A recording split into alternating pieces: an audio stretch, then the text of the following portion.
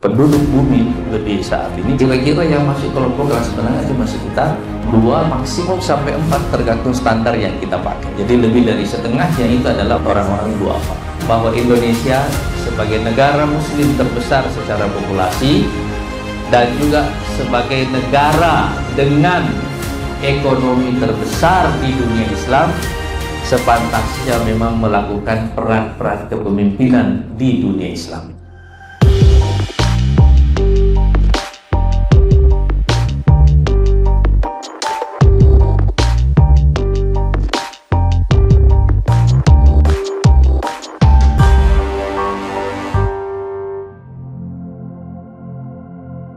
Ada permintaan tenaga kerja ke Indonesia dari hampir semua negara di Eropa, di Amerika dan Jepang, khusus untuk yang skill worker, khususnya dalam bidang hospitality seperti rumah sakit dan seterusnya. Dari Albania kita ada permintaan 20.000, dari Hungaria ada 15.000, dari Jerman ini ada 15.000 juga, dan hampir merata di semua negara Eropa. Dan saya kira termasuk hampir merata ini semua permintaannya, dan ini semuanya skill worker. Dan ini berarti SMK kita di sini akan hidup, akan mempunyai lapangan kerja yang luar biasa besarnya, karena ini nanti akan kita bawa kerjasamanya langsung dengan SMK di Indonesia. Dan ini berarti bahwa jumlah diaspora Indonesia ini akan bertambah. 2.500 orang paling kaya di dunia itu mungkin punya puluhan triliun dolar. Saya tidak sebutin angkanya karena angka terakhir yang saya baca itu 13 triliun.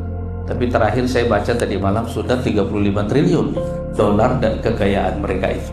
Sementara sebagian besar umat manusia itu adalah kelompok miskin. Dari 8 miliar penduduk bumi lebih saat ini, penduduk bumi lebih 8 miliar, kira-kira yang masuk kelompok kelas menengah cuma sekitar 2 maksimum sampai 4 tergantung standar yang kita pakai. Jadi lebih dari setengahnya itu adalah orang-orang duafa. Sebagai negara muslim terbesar secara populasi dan juga sebagai negara dengan ekonomi terbesar di dunia Islam, sepantasnya memang melakukan peran-peran kepemimpinan di dunia Islam.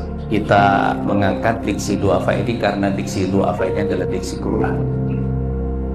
Dan waktu kita membantu kaum duafa, sebenarnya yang kita lakukan adalah satu, realisasi dari janji Allah Subhanahu wa Ta'ala yang disebutkan di dalam surat Al-Qasas, dan akan kami jadikan mereka sebagai pemimpin, dan kami jadikan mereka sebagai pewaris, dan kami kokohkan posisinya di muka.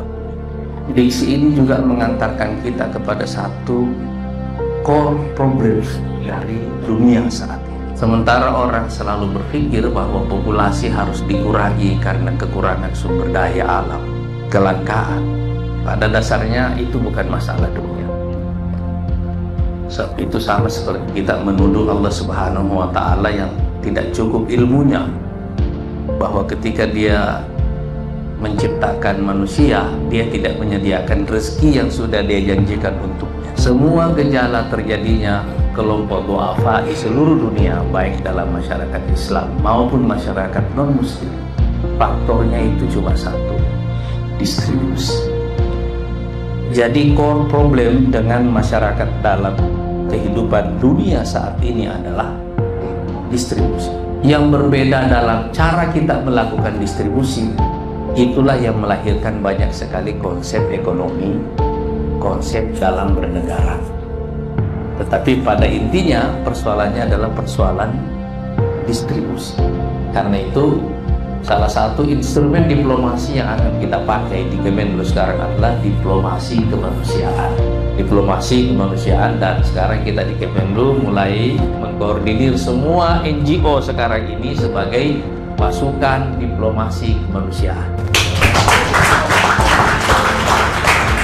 Kita mulai dengan isu Palestina dengan target pertama menggalang sekitar 200 juta US dollar untuk Palestina. Mudah-mudahan setelah ini bersama semua NGO ini kita akan merambah dunia yang lain. Sudah saatnya bagi Dompet Duafa untuk menjadi organisasi kemanusiaan internasional. Sense of internationalism, semangat, sense bahwa kita ini bagian dari warga dunia.